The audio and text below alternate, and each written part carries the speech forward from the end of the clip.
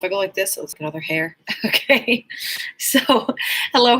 This is Jenna Cantor, performer and physical therapist, and I'm the founder of Powerful Performer, which teaches performing artists how to become their own health superheroes. Okay, let's jump straight into the point. All right, I was reached out to, I'm keeping this no names here, but I was reached out by an individual who's asking me about after surgery, and a lot of questions go along with when you have a surgery on what you can do with working out. Okay, so in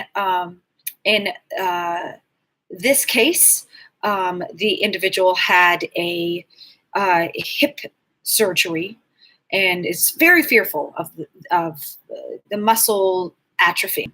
My gosh, what do I do? What do I do?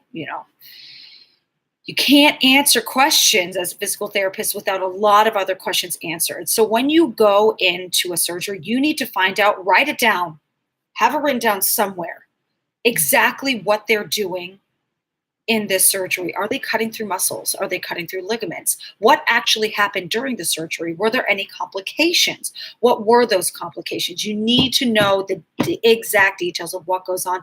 It will help your course as you work with a physical therapist be much more smooth. At the same time, the doctor, him or herself, will be saying, what are your precautions? These are things that you need to avoid for a certain period of time to allow things that need to heal before you actually start using them. So does this mean you can 100% prevent all muscle atrophy? Absolutely not.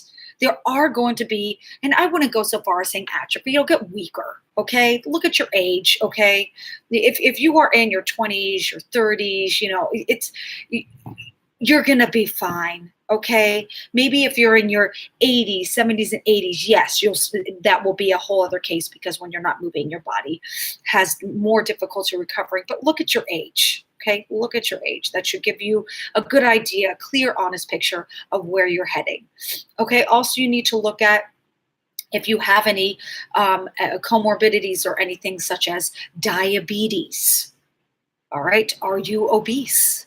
These are things you need to consider in your recovery. They all count.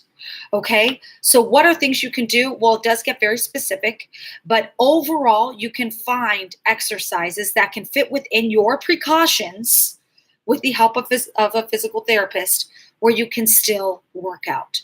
So say, for instance, it's my hip, and I can't lift here, I can't bend beyond 90 degrees, okay? So say that's one. I'm making up something right now, literally making it up. And I can't sit for a certain period of time. You can lie on your back where you're not messing with your hip, and you can take dumbbells. Of course, you need to pick them up safely so you're not like twisting and doing all this stuff with crazy heavy weights. Lie on your back, and you can do those presses. You can do those elbow extensions. You need to watch, I don't know, it depends what they cut through, in your surgery. There are muscles that extend if you're working your abdominals from your abs to your hips. So if you are working your abs, you may be pulling on that area where you had your surgery. So you need to make sure that doing core exercises is okay because of some of those muscles that cross over. You got to know your precautions. There's always certain things that you can work. Even though, say you're not able to stand, what can you do? You can still move your feet. You can still move them. Can you still bend your knees? These are all things that you can still do on a regular basis. It may not be heavy lifting, but it would be movement, and it could count. So these are all things that you can attack.